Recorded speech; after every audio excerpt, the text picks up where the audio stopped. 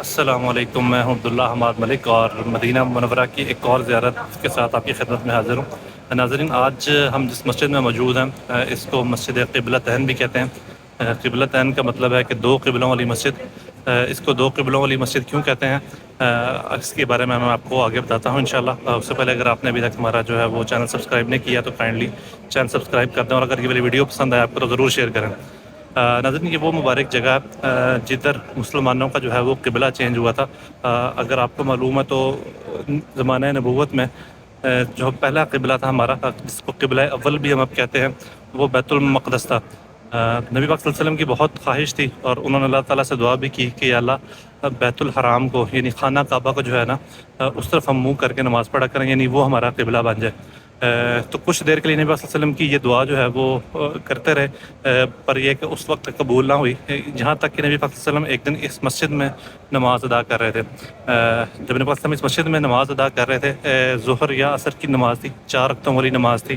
اس میں جب 2 رکعات نبی پاک صلی اللہ علیہ وسلم پڑھ چکے تھے تو حضرت جبرائیل علیہ السلام آئے اور نبی پاک صلی اللہ علیہ وسلم پر وحی نازل ہوئی، اور اللہ تعالیٰ کی طرف سے حکم ہوا کہ آپ اپنا رخ جو ہے نا اس کو مسجد الحرام کی طرف کر لیجئے، یعنی جو آپ نماز پڑھ رہے تھے بیت المقدس کی طرف منہ کر کے، اب قبلہ اپنا جو ہے وہ مسجد الحرام کی طرف کر لیں۔ تو نبی پاک صلی اللہ علیہ وسلم کی یہ دعا قبول ہوئی، اور نبی پاک صلی اللہ علیہ وسلم نے دوران نماز 2 رکعتوں کے بعد اپنا جو ہے وہ رخ چینج کیا اور اپنا رخ جو ہے وہ خانہ کعبہ کی طرف کر لیا۔ اس مسجد میں آپ اگر آئیں تو بڑی خوبصورت مسجد ہے، یہ آپ دیکھ سکتے ہیں، ادھر فانوس لگے ہوئے ہیں، اور یہ سامنے جدھر لوگ جو ہے وہ رخ کر کے نماز پڑھ رہے ہیں، یہ ابھی اس وقت مسجد الحرام والی سائڈ ہے۔ اور اگر میں آپ کو دکھاؤں تو بیک سائڈ پہ جو پرانا قبلہ اس کی بھی ابھی تک جو ہے وہ نشانی موجود ہے، اور اس کے لیے جو ہے انہوں نے ایک نشان لگایا ہوا ہے یہاں پہ، تاکہ جو ہے وہ پتہ چل سکے پرانے قبلے کی سمت کے تعین کا۔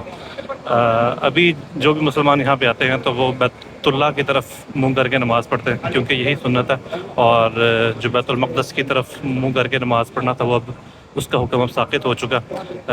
تو جو آپ میں سے ویڈیو دیکھ رہے ہیں، میری دعا ہے کہ اللہ تعالیٰ جو ہے وہ آپ کی تمام مشکلات کو آسان فرمائے، اور جس طرح اللہ تعالیٰ نے نبی پاک صلی اللہ علیہ وسلم کی دعا کو یہاں پہ قبول فرمایا تھا اور نبی پاک صلی اللہ علیہ وسلم کی دلی خواہش کو پورا کیا تھا، اللہ تعالیٰ آپ لوگوں کی بھی مرادیں پوری کرے۔ اور اگر آپ لوگ یہاں پہ ابھی تک نہیں ہیں تو اللہ تعالیٰ آپ کو یہاں کی حاضری نصیب فرمائے۔